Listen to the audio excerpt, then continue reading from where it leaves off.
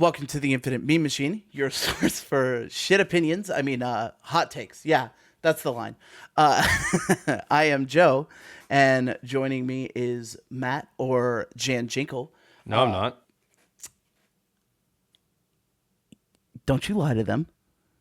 I do what I want. How dare you? How dare you? Hi, guys. I'm Jan or Matt, and that's Joe. Yeah. Before we get into it, I would like to ask if you are enjoying your time here, or if you're not, because fuck you, do what I say. Please recommend us to your friends. Word of mouth is absolutely huge for small podcasts like us, and helps us one day grow up to be a big, strong podcast. Right. Yeah, that was fucking. We'll be like the Joe Rogan Experience of Destiny podcast someday. Thanks to you. One day, please help us. Help us grow to be big and strong. So what have you done in Destiny this week? Not a whole lot. I did some grinding of GMs. I did some adventures to clear them up on my hunter. I still have some to do there. But once I finish the handful of adventures left on my hunter, go into a couple lost sectors, I think I'm done. I think I'm ready for Beyond Light. Yeah, I finally cleaned up a few things. I actually haven't spent that much time playing Destiny this week. I've been playing a lot of Phasmophobia. You seen that at all? No. It's it's a ton of fun. Essentially, you get to pretend you're a ghost hunter and try not to get shanked in the back by spooky ghosts. That sounds like a game. Yeah, it's a good time. But no, fortunately, we got another week of double Nightfall rewards. So yeah, we did. That's why I was doing GMs. Yeah, did a little bit of that grinding. Cleaned up a couple things. Finally, did Niobe Labs. Yeah, how was that? Fucking hard. That's what I hear. Honestly, it's not. The problem with Niobe, I mean, up until Wave 7, at this point, the combat isn't really particularly difficult. Yeah. Mostly just because we're so over-leveled for it. Level 7 is a little bit of a bitch, but honestly, the main issue with Niobe is those puzzles are still buggy as all hell. Oh, yeah. Yeah, it's... I only ever did baby Niobe Labs. When you guys were all talking about it in the server, I thought about it, but then I realized, even if I do it, I'm never going to use that ghost shell, because I've already got a handful that I really like. So, like, I don't care. Yeah, I've been wanting to get a group together to do Niobe for a long time, so just finally knocked it out, and so that was it was a good time. Niobe is, with the exception of the puzzles being buggy, Niobe is actually a lot of fun. Nice. Yeah. We got a TWAB this week. Yeah, we did. It's a pretty small one, but I mean, it's the last TWAB before Beyond Light, right? So you wouldn't expect it to be too big. 'Twas the night before TWAB, and all through DTG, people were posting this same thread. God. Oh man. One person did it once. I forget what season. When someone started, probably night before Taken King, and ever since then, it's always been an arms race to see who's going to get theirs out first to get that sweet karma. Fuck that shit. It's a thing that peasants do. Exactly. Anyway, TWAB, they're shilling their videos again. Yeah, if anyone hasn't seen the launch trailer or the Vidoc and would like to, go watch them because they're both really fucking cool. Yeah, they really are. And they shoved the calendar for next season in our face again. Nothing's changed. If you saw it before, you've seen it already. Yep. But there is some spicy new information. Couple of good things. A couple of things coming to the tower, actually. Yeah, so we are getting a new quest archive, which is essentially, it's going to be right next to the postmaster in the tower. It's going to have it's going to be the house for any quests that you've decided you want to abandon. So no more having to figure out what random fucking NPC in the tower you pick up a quest from that you happen to get rid of, or whether purposefully or accidentally. And the most important thing, at least to me, is it will be where veteran players will go to pick up the new light quest if they would like to go through it. Yay. Yes, I would very much like to do that without having to restart a character. Please and thank you, Bungie. I think I'm just going to do it on a free-to-play account. No, I'm going to do it through here. I don't have time for anything else. I don't know. I'm still worried that it would somehow, the experience would still be different on a new character than it would be for us just grabbing it and doing it the quest. So I'm gonna do it the old-fashioned way and see what happens. Well, let me know what your findings are then. It'll probably be the exact same, and I'm just wasting my time. The other thing they're doing is they are taking away one of our vaults, one of our 3 vaults in that tower, and they are replacing it with what they are calling a Monument to Lost Lights Exotic Archive. And it's where you can go to get all those spicy exotics and pinnacle and pursuit weapons that you can't get now or then because they're going away. There will still be requirements to get all that stuff though. You need to spend glimmer, destination materials, masterworking materials, and you'll need an exotic cipher or ascendant shard to buy them. They're also for any raid exotics, so Anarchy, Teraba, and what am I forgetting? Anarchy, Teraba, Acurus. Yeah, Acurus. Acurus. Did Spire have? Yeah, no, I think it's just those 3. Yeah, so you'll need to get a Spoils of Conquest to get those, which you can only get by completing raids. Yeah. So that'll if you be cool. manage to somehow not get the raid exotics with the increased raid drop rate, you'll have a chance. I'm assuming that the requirements for the weapons, like the normal exotics, are the ones that'll need the cipher, and then like the pursuit weapons will be the ones that need an ascendant shard, would be my guess. They Probably. don't explicitly state that, but I mean, it's not like we're not going to find out here in about 5 days. Yeah, or if you're true. listening to this on release day. And your first question on your mind, Joe, is, but Jan, I only got 2 exotic ciphers this past season. Yep. Well, Joe, I'm happy to tell you that as part of the season pass, along with the one on the season pass, rather, Zur is going to give you a quest every week to get an exotic cipher.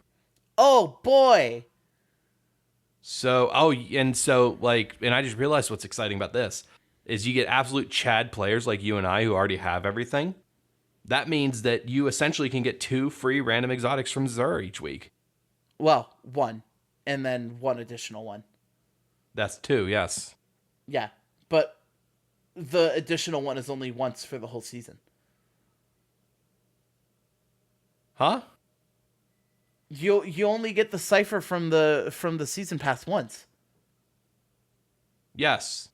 Oh, you mean the faded as well? Yes, that's what I meant. Oh, the exotic never mind. cipher lets you buy a second faded engram. Yep. Now that we figured out that Joe's a filthy casual who doesn't even know what's in the game, he's going to tell you some of the patch notes that they previewed. Why the fuck would you buy the faded when you can just do Nightfalls instead?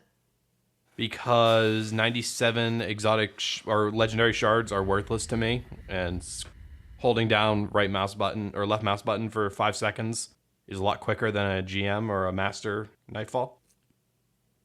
That's fair. Tell us about some of the patch notes. Yeah, so there were a couple of things that weren't included in any of the previews before, so we'll just run through these real quick. Trials is going to have its power level requirement increased to 1210. I'm pretty sure they hadn't mentioned that before. No, but every time the power goes up, they increase that, so that's not surprising. Yeah, that's just in line with how it's been before, if I remember correctly. Not quite. It's 10 over the soft cap there, which I think previously it's always been at soft cap. Oh, interesting. A couple of things. Altar of Flame, Exodus Blue, and Cauldron are all having updates made to their map to block off some previously accessible out-of-bounds areas. They didn't really specify where, but I'm assuming... I know the one on Altar of Flame. I know where that one is. Yeah, I'm sure the players who I've probably been one sniped before. from those locations yes. know which ones they're talking about. Well, because the one on Altar of Flame is really... Wait, which one is Altar of Flame? I always get it mixed up. It's not Burnout, right? It's the other Mercury one? Yeah. Okay, there's a spot, so you know where Heavy is, right? If you spawn from C flag and you go, and not the lane directly to the left of heavy, but the one further to the left, closer to the teleporter in mid. If you go through that lane and look straight across, you can see some of the pathways out of A spawn. There's a spot right at the top of that bend, way in the back of A spawn. There's a geometry on top of the map there that someone can get on top of and snipe from. Oh, that's a And I've encountered annoying. people using that before, and it's super annoying. And then Exodus Blue. Which map is that again? That is the crappy Cosmodrome one from D1. The really tight one. Okay. I don't know either of those two. I don't know where they're talking about there. Yeah. I don't know. Probably high up in the ceiling. Yeah, probably somewhere really fucking stupid. Well, And then Good there on them. are a few things that we've seen or they've mentioned previously that they also list in it, like how the game is in dark mode now. Yay. Particularly the login screen and any like full screen menus you have, like your character screen and stuff like that. Obviously there will be a toggle on the character screen now to swap between light and dark subclasses. Yep. Head and hair models have been updated with quote improved versions. We'll see what those look like. They haven't really shown us anything. Color swatches on the character creation menu have been adjusted to better represent the way they actually look. Maybe they could do that for the hidden colors and shaders that we don't know until we try to fucking apply them to things. And you're asking too much there, my man. there's some text change in the character creation screen. They have swapped male and female for masculine and feminine.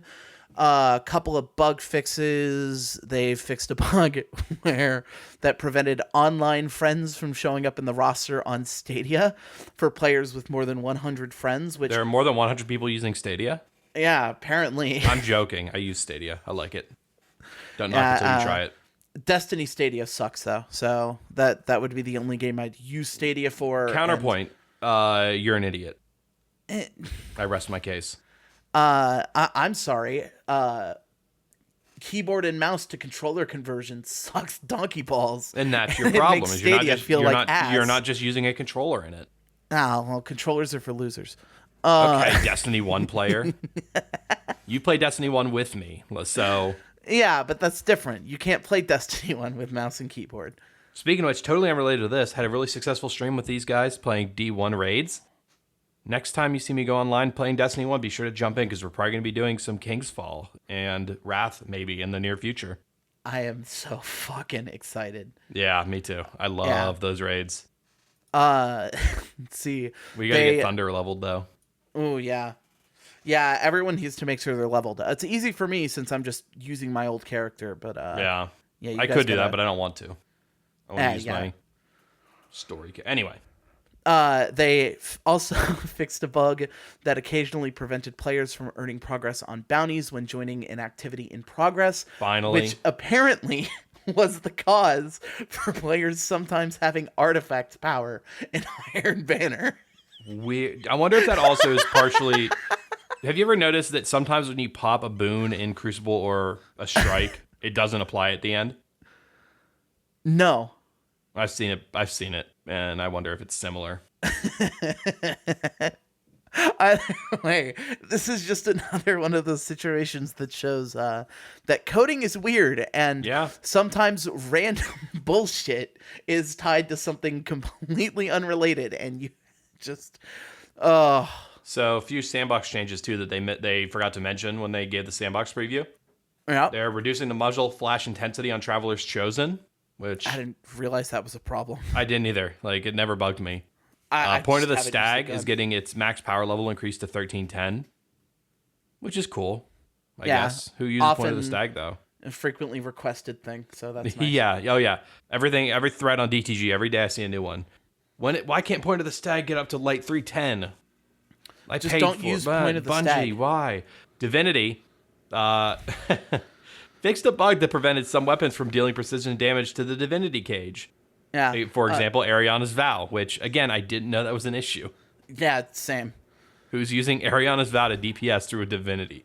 Like, if someone's divinitying something, that means you Xeno it. Everyone knows that. Or just We'll come back to anything this one here in a Ariana's minute. Anti-champion mods. Anti-barrier rounds can now go through Titan or Taken Phalanx shields, which is something I actually thought of last night playing Lake of Shadows. I'm like, wow, why does it go through everything except for their shields? And That's going to be that. really nice. Yeah. The nicer one, though. This one's really exciting. All anti-champion mods are being shifted to armor rather than a weapon slot. Which is really cool. I am happy and sad about this change. Why is that? I want both. I mean, yeah, I think I can agree with that, actually. It is... But here's the thing. Is this frees it up to be... so that exotics can have those too. I think this was their compromise for... rather than putting mods on exotics, this way all of your exotics can use them too. Oh, yeah. Like, I would much rather have this system than the current one. But it would be really neat to have both. Yeah. Other one was Orbs of Light are being changed to Orbs of Power, as they can now be used by both light and dark subclasses. Here's the one that's going to be a little more debated, is Hunter Dodge. Increased Hunter's dodge cooldown by a few seconds. For example, Tier 4, the old countdown was 22 seconds, the new cooldown is 26 seconds, so an increase of 4. Yeah. We were debating this before the show. My opinion is that I think they're just going to increase every tier by 4 seconds. Which means at the top, it's going to go from, 9 to 13, I think? Yes. And at the bottom, it's going to go from, 28 to 32. Yeah, I am slightly less convinced. Though, one thing that's interesting is if a flat increase of 4 seconds would actually be better at zero mobility than a percentage-based increase. Yeah. Because I think it would go to like 33 if I did my math right, which I probably didn't. Yeah, I mean, it's still 33. only 1 second longer than 32. Yeah, so But, I don't know. We'll see. I don't know. I mean, because my thing is that if you, I mean, it kind of needed it, I think, because if you run max mobility with Bottom Tree Arcstrider and the what's the perk? I forget what it's called. Bottom Tree Arcstrider gives you a perk that when you're sprinting, it decreases your dodge cooldown. And so if you have max mobility and are running on that subclass, you get it back in about 6 seconds. Well, and not to mention the fact that stuff like lightweight weapons actually gets you your dodge cooldown faster. Does it? Yeah. I didn't know that. Yeah, like there's all of these. It's kind of like how, like traction is a +5 to your mobility, stuff like that. Yeah. Like there's lots of little stuff like that that just made optimizations for hunters so much better. Yeah. And it's not that any of that is bad. Like I'm not saying that stuff should be removed, but hunter dodge is really really strong. And it definitely needed the nerf. There's some other things that probably do too. And like it's kind of unfortunate that Top Tree Dawn isn't being touched at all. Yeah. But this definitely isn't a bad nerf, and it doesn't look like they're hurting it that much either. So it should be fine. Yeah. And then before they ended it, they made sure to tell us that they know that it sucks that they're taking away the expired ramen coupons. So to make up for it, they're giving us a desktop background. It's pretty cool. Yeah, it's pretty cool. I don't probably think won't use it, but it's no, nice. I'm going to save it right now, actually. But it's probably not going to replace my Vaporwave backgrounds that I like so much. Speaking of which, it just occurred to me, my phone background has been the same for the better part of 3 years now. Shit, seriously? Yeah, it's cool art that I like of an astronaut sitting on an asteroid playing guitar. Ooh, that sounds pretty cool. I'll send you it. And I guess I'll put it in the show notes too if anyone wants my art that I like to have for my phone background. Anyway, you want to talk about the Bungie store? Yeah. Changes coming to the Bungie store. I don't know. Look at the TWAB. There's new emblems. I don't really care. That sweater looks dope. I think there's a sweater. Like an ugly Christmas sweater. Yeah, there is. There's a picture of it right on there. Yeah, so if that's your thing, I guess go. Apparently go vinyl buy albums too. and Yeah. masks. Anyway, Yeah. they'll give you new envelopes for buying stuff too. Yeah. Across 2 different dates across the season. I think this I is don't the know. point where we bring up that tweet because we're getting into the maintenance period stuff.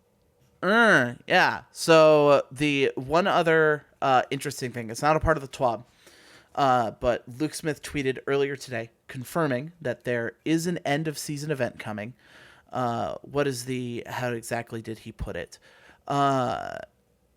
And it's important to note they didn't give us a date or time, so we don't know when it's going to be. But he said, quote, "It's nothing too crazy, just a little time to chill in the tower before the lights go out." And Interesting.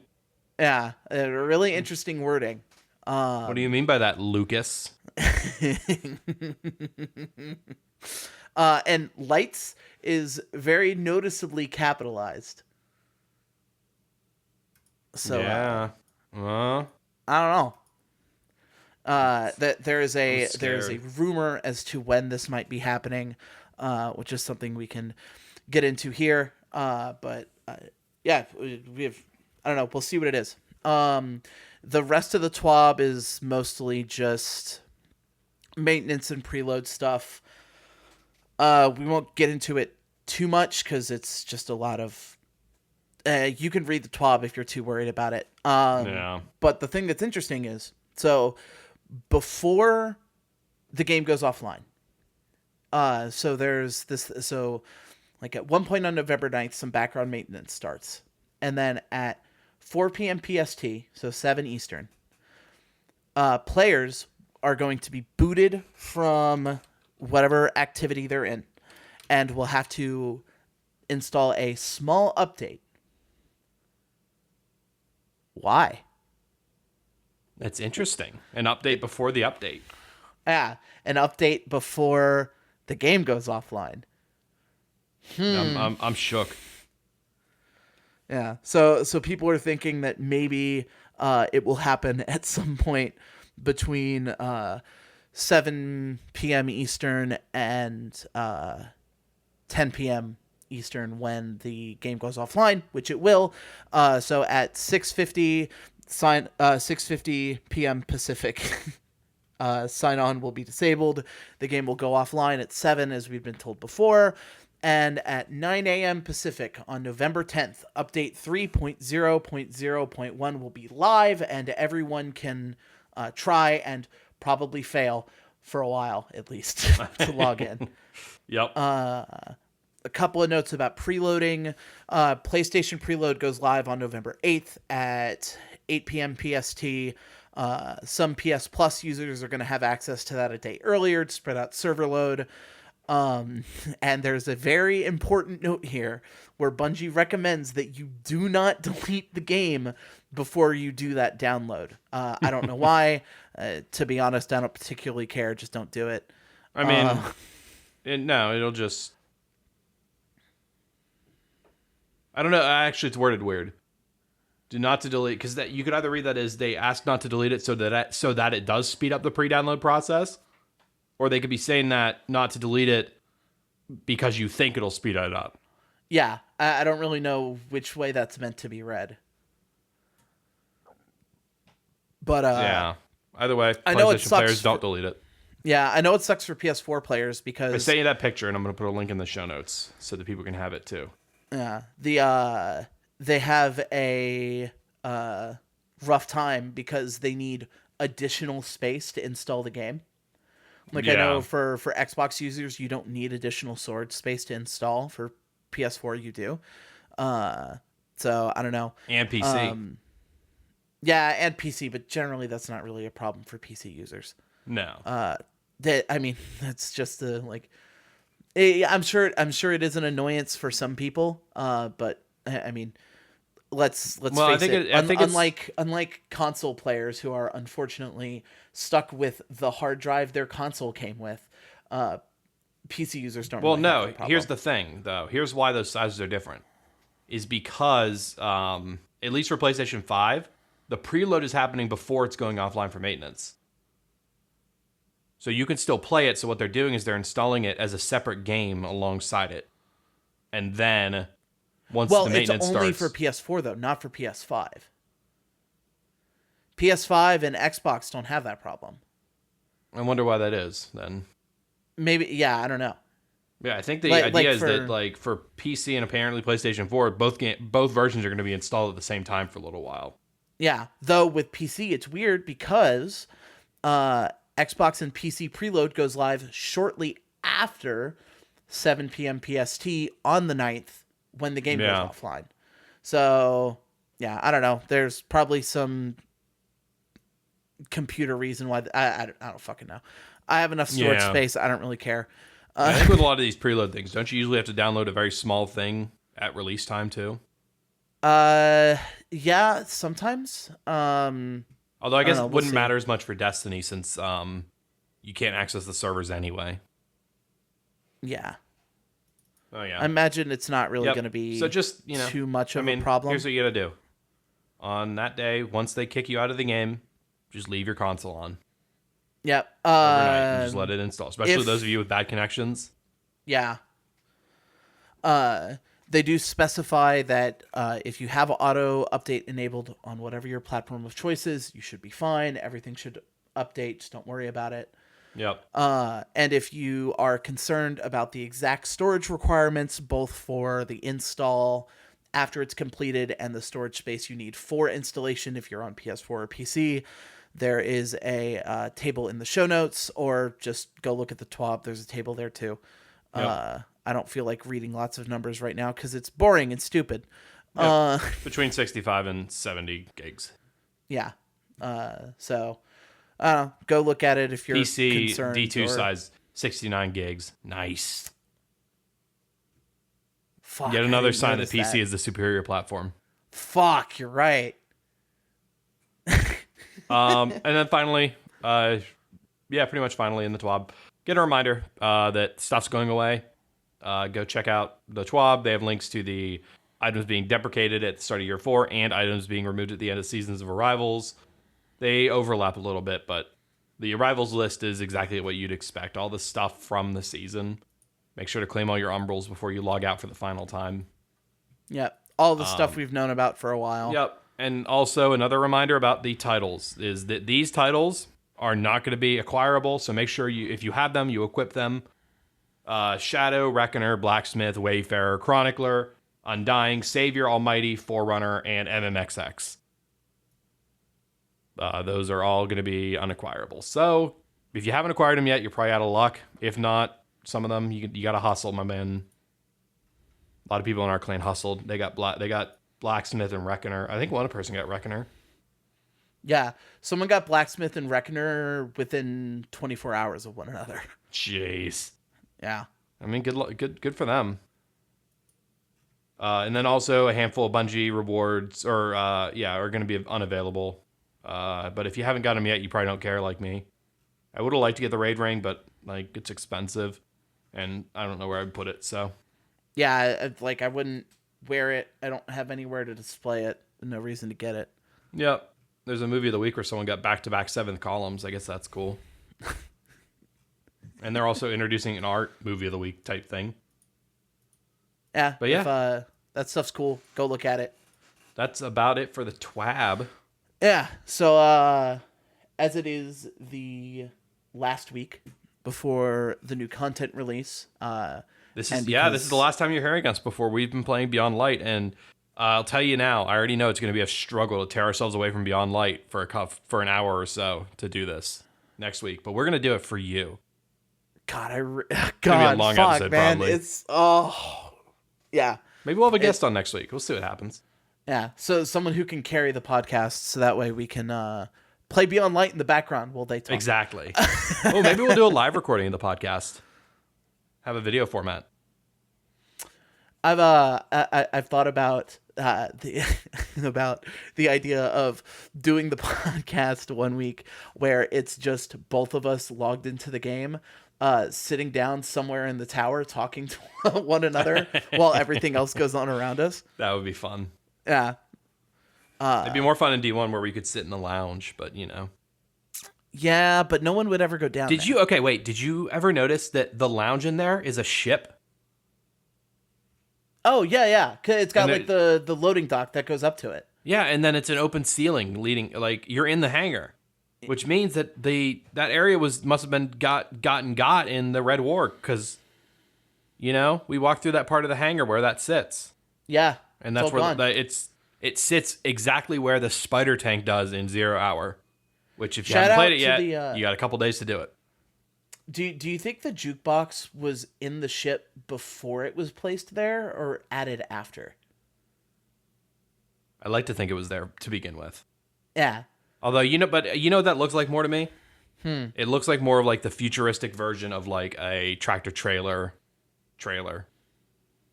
where like a ship comes and picks it up and there's cargo in it, Oh, maybe. and maybe it broke or something, and they're just like, what, screw it, we're gonna put some couches in here. The other thing we noticed in that room, me and Victor were walking around a lot. There are a bunch of fire extinguishers in there. There are 3 within 10 feet of each other. And they're not circular fire extinguishers. They're like triangular fire extinguishers. It's bizarre. D1 was a trip. Yeah. And now I think when I play D1 a little bit later, or D2 a little bit later, I'm going to walk around the tower and see if there are any fire extinguishers. Joe. Yes. Joe, what are you taking into the raid? Oh, that is it's an interesting question. I know it is. That's why I asked it. So You were the one that posited it, though. Full visibility, full accountability.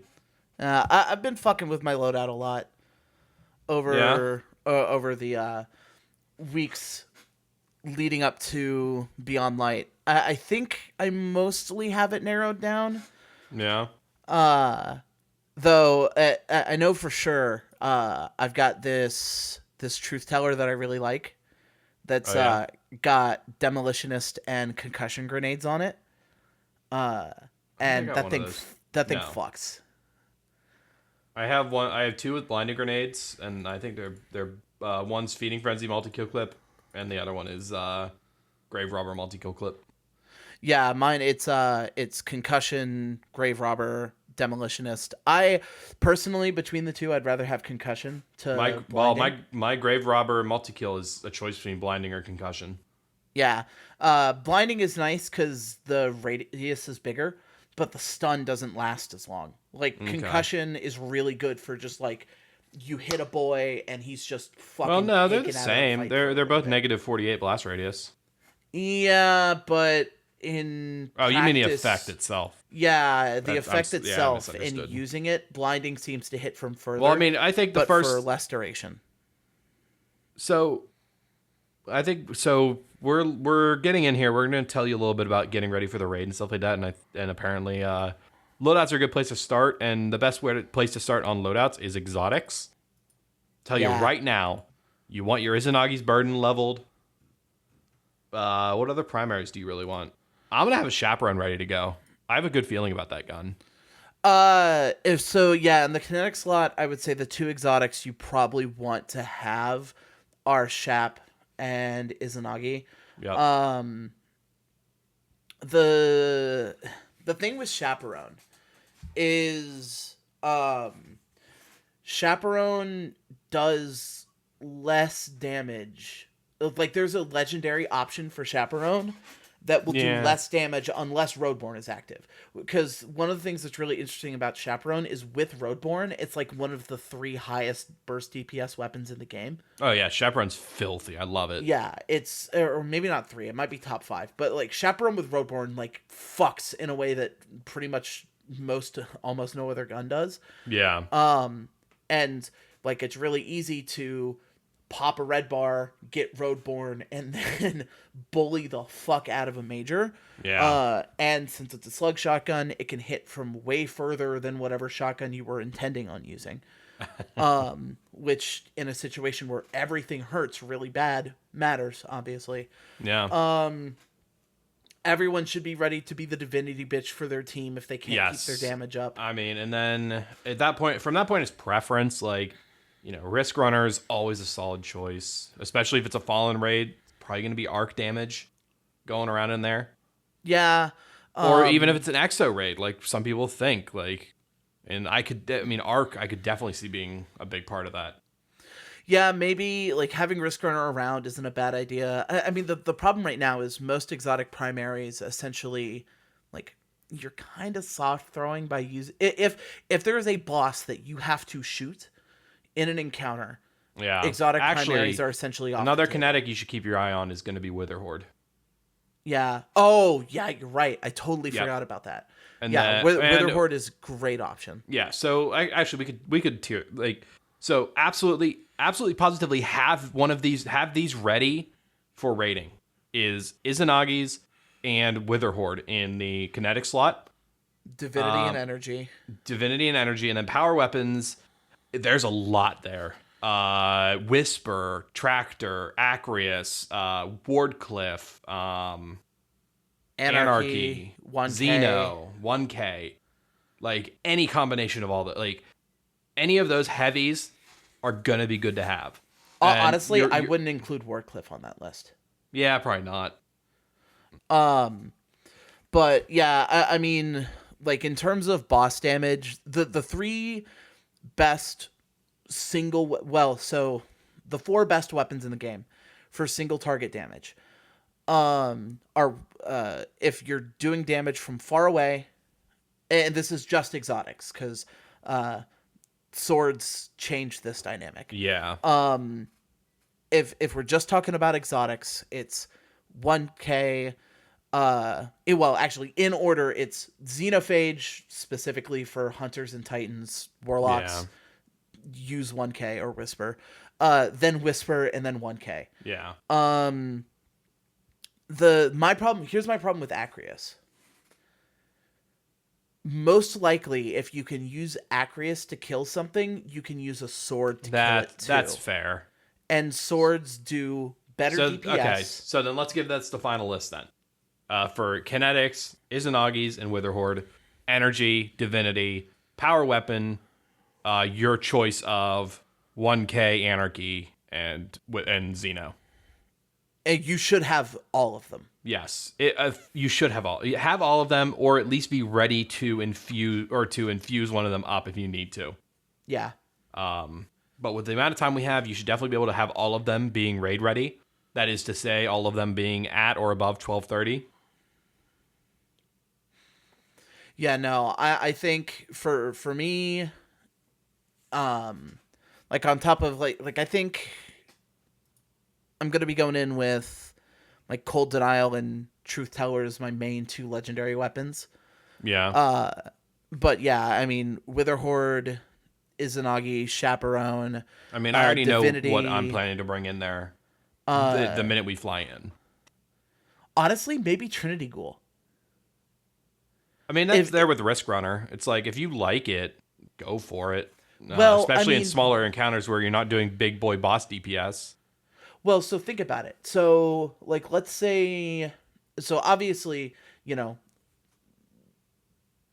let's say we're talking about a raid that has encounters like Garden does, right? So one of the things with Garden is Garden has a lot of encounters where you're not fighting a boss.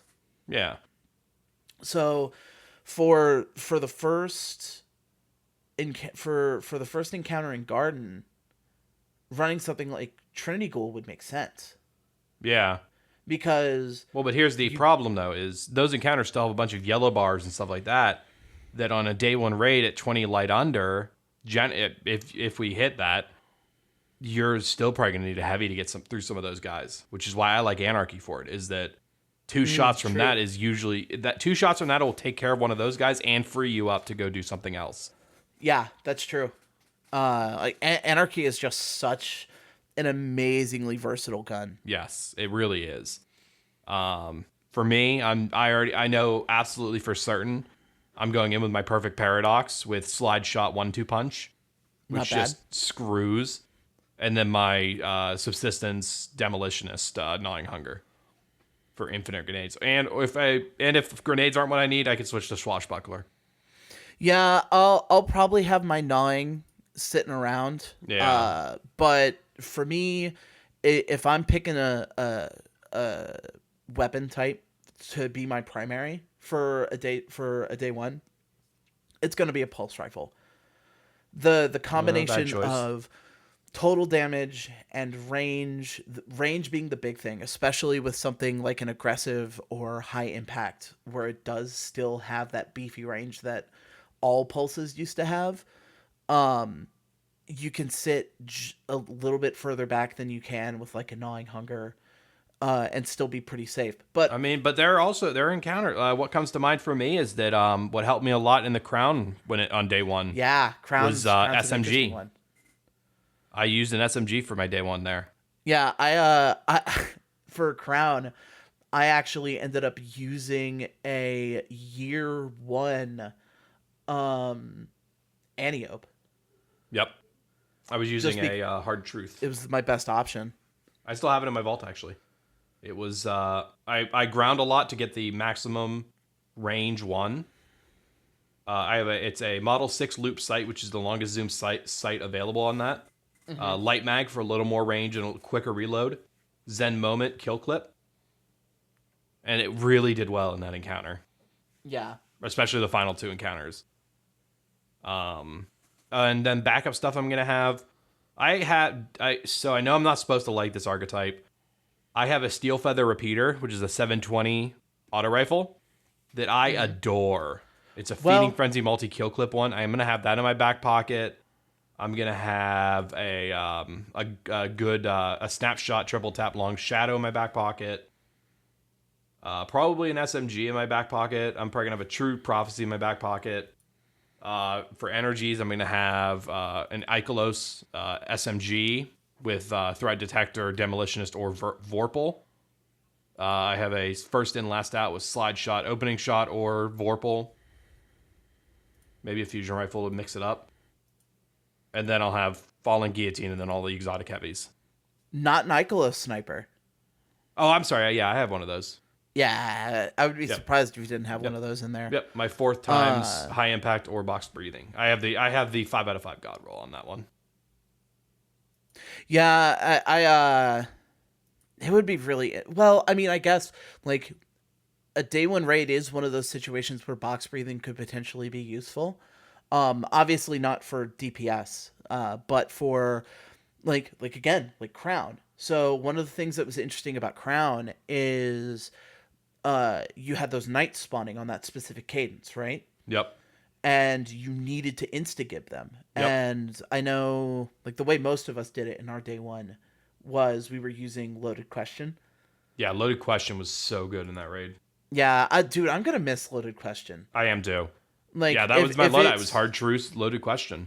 Yeah, like, even with auto-loading gone, like, having the amount of damage. What was your, for Baby Galron, what was your heavy? For Baby Galron... I already know what mine is. I think I was using a GL. Where? Really? Yeah. I have, and I still have it. It's going to stay in my vault forever because I adore it and I ground a lot to get it. My Striker's Shorehand with Relentless Whirlwind. Yeah, because eventually people started sorting him. Yep, I was one of the first people to start singing the praise, like say like, "Hey, we should be sorting him." Like, swords do a ton of damage. Let's get in there. Yeah, this is pretty sword buff too. Yep. The one of the reasons that swords were really nice for that encounter is because of, and again, this goes back to why, even though Acarius is a fucking phenomenal weapon, it would take something unique for it to get used over a sword. If we have a boss we can sword, is because the total damage output that swords had even before they were buffed is still really huge. Yeah.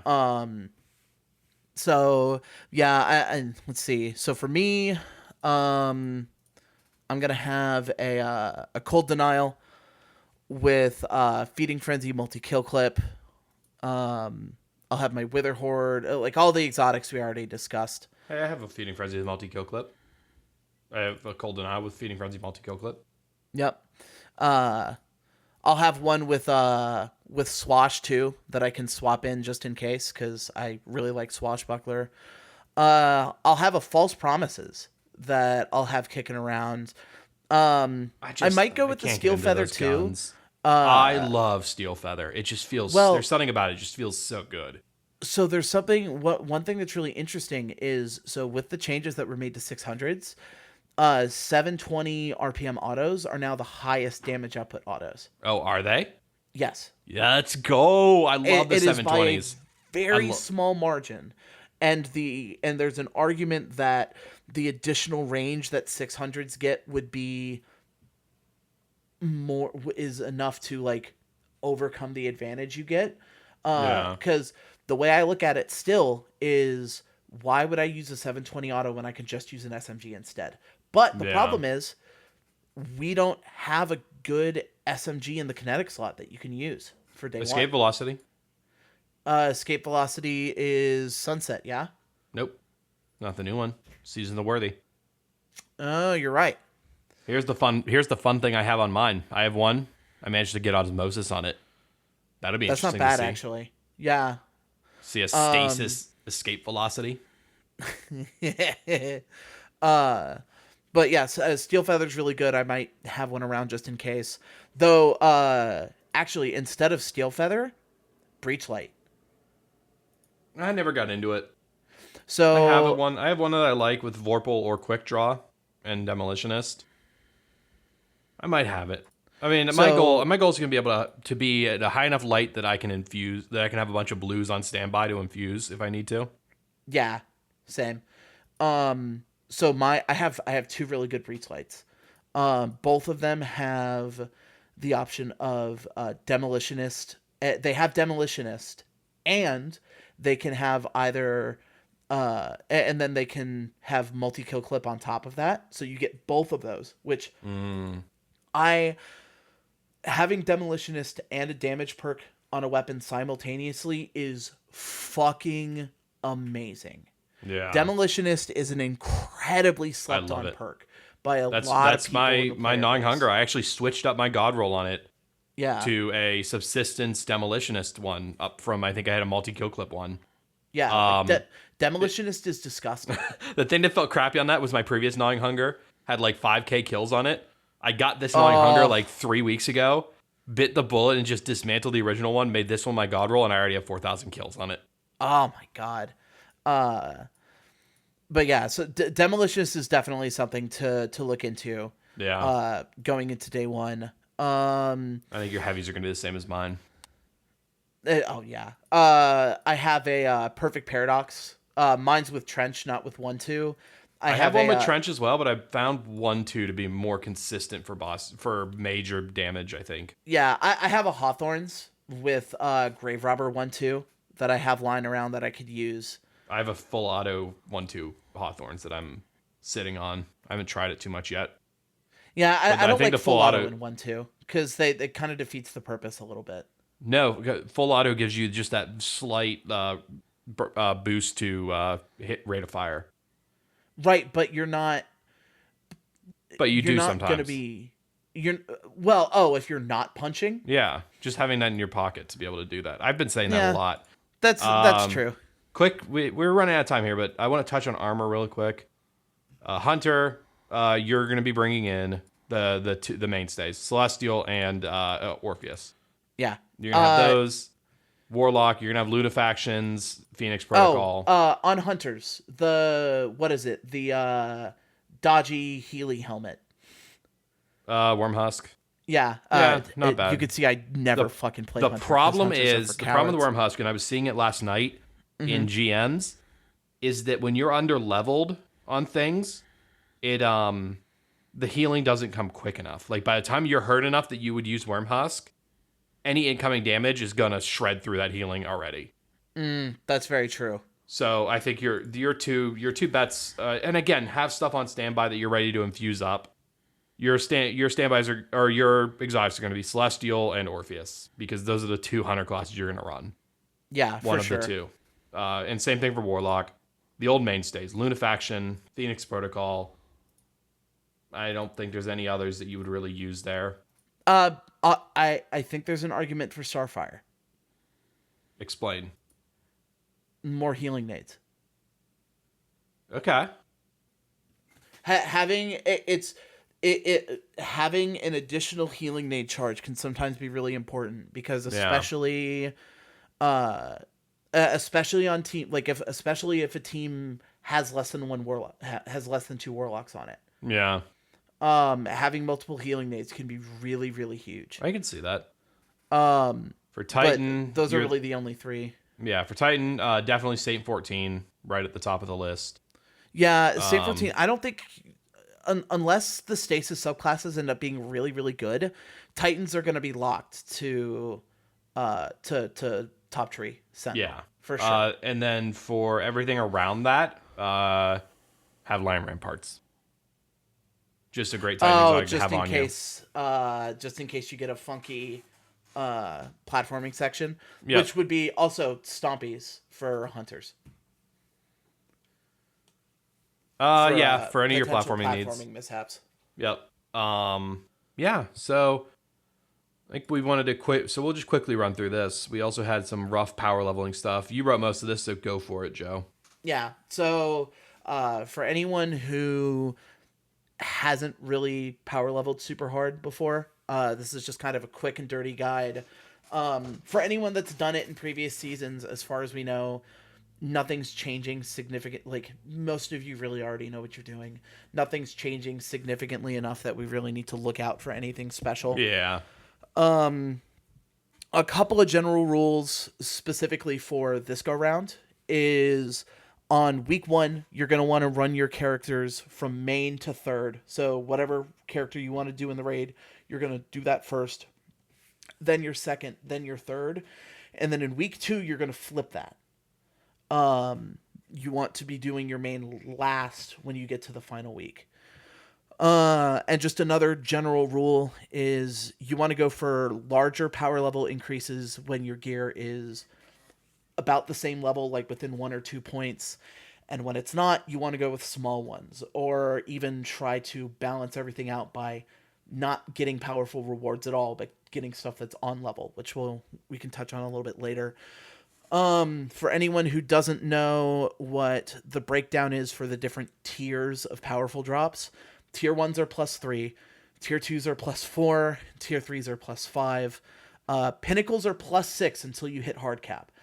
So for week 1, it is actually really viable to do pinnacles as soon as possible, or like do a pinnacle as soon as possible. Get a huge jump. To get a full fat increase. And prime engrams are +3. So yep, and those won't stop dropping. They won't start dropping until you hit soft cap. Yeah. The simple version, because honestly, I don't think power leveling in Beyond Light is going to be that hard, is follow those general rules and step 1, do literally anything to get the soft cap, and obviously like play the story and stuff. Yep. And then exhaust all your powerful and pinnacle drops on a character and then move on. Yep. That includes, especially if you don't mind playing PvP, doing stuff like going into comp. If you are good at PvP, as I'm sure those who are know, comp shits powerfuls at you for a while early on. So that's going to be really good. And then if you feel like min-maxing a little bit more, some things to keep in mind is when swapping characters, even though vendor drops are now capped at -20, whatever your max is, when you're swapping characters for the first time, trying to get to soft cap, those -20 drops are still going to get you a significant way there. Yeah. So that is still doable. It's just not going to be able to get you all the way to soft cap potentially, except maybe on like your third character for the week. Yeah. As far as we know, blues and legendaries will still drop -3 to on level after you hit soft cap. So if you are trying to, like, if you have some stuff lagging behind and you want to balance it out, that's a really, really good way to do it without burning any more powerful drops. And something else to keep in mind. This is the biggest question mark for power leveling next season. Depending on the drop rate on powerfuls that come just from doing stuff in playlists, whether it be strikes or crucible or gambit, that may be a really good way to level things out or even just to keep climbing. If the drop rate on that is good, it's going to be really important for players who don't play on multiple characters. Though, honestly, if you're trying to do day one and you only play on one character, you're in for a rough time. Even with 2 weeks to do it, hope the drop rate is good, I guess, or Yeah. really, really min max. Because without being able to get those additional drops across different characters, even it is going to be really, really hard. So do multiple characters and just not have to worry about that. But yeah, that's really it. Like I said, power leveling next season should be easy. And with the honestly, I'm really hoping that with the amount of time we have between launch and when the raid comes out, I hope we see a lot more people doing day one for the first time. Yeah. It's like every year I look forward to it so much because it's like the biggest experience. It's like the big day for Destiny. Yeah, It's Destiny Super Bowl. Is that like that's the day that everyone is watching watching Destiny on Twitch, and everyone is putting in their all to get this day one clear. Like that's what I love about Destiny is those times. yeah, I'm no, excited. like I think like raids are the reason I play Destiny. Yeah. At the end of the day, like especially now. I mean, yeah, of course, like I'll always like the gunplay in Destiny feels amazing to play in general. So it's not like I'd ever give it up anyway. But like raids are the thing, and day one raids, whether you're going in blind or just going in under leveled, like trying to do a raid with the new contest modifier. Well, it's not new anymore, but raids with contest mode are an amazing experience. Like day one raids were great. I had the first day one raid I ever did was Last Wish, and it was a blast. And like even with Scourge, like both of those raids were amazing. But once contest mode was made a thing, like the Crown was a special. Like I'll never have another experience like Crown the first Yeah, time, like, Crown playing was with the contest modifier. yeah. The field was the field was even, and that's what I think is that like this raid is a week and a half after launch because now it doesn't matter if people put in a ton of time to get leveled. Like you'll have plenty of time to do it, and everyone will be on the same playing field when it comes time to raid. Yeah, you have plenty of time to get all the weapons you would potentially want to use infused up and everything. To finish all that off too is that for the raid we also don't know how new weapons are going to stack up in there. New exotics and new legendary weapons. There might be some that become instant, like this needs to be used in the raid. Yeah, no, So- I mean, like we saw that happen with Crown. Yep. Like for us, like a lot of us when we were running Crown, there were a lot of people that had loaded question but had never used it before. Yep. And then we were sitting there, and a few of us had pulled it out, and we're like, man, loaded question is really good for taking out these knights. And then I think by the end of the night, all of us were using loaded question. Yep. Because it was that good. It's one of the guns I'm gonna miss the most. But we got to wrap this up because we have hit over an hour. God, it's so much fun talking Yeah. about this stuff. Yep. And next time we talk, we'll have been playing Beyond Light for a little while. Oh my god, dude! Oh, I'm so Yeah. fucking So excited. if you want to follow us, you can go to at MeMachineCast on Twitter. If you want to follow me, you can follow me on Twitter at MattRossVO, and also on Twitch, Jan Jinkle, and on YouTube at Jan Jinkle. Yeah, if you want to see me anywhere else, you can find me on Twitter at How Tall It Would, and on Twitch at How Tall It Would. I imagine you're gonna be doing some streaming for grinding during Beyond Light, maybe. Oh yeah, Ooh, yeah, Plenty it's of gonna it. be fun. I might try to do some too. We'll have to see. yeah. And then last thing, two last things, I guess. If you enjoyed the show, tell your friends. Like we said at the beginning, helps us a lot. And while you're at it, go check out my other show, Pop Culture Unboxing, where me and my friends Ryan and Zach talk about movies and gaming and stuff like that. This week we we looked at some pretty terrible superhero costumes from superhero movies decades past, and I introduced them to the most powerful name I've ever heard. And if you want to know it, you're gonna have to go listen to it. but trust me, it's a really powerful name.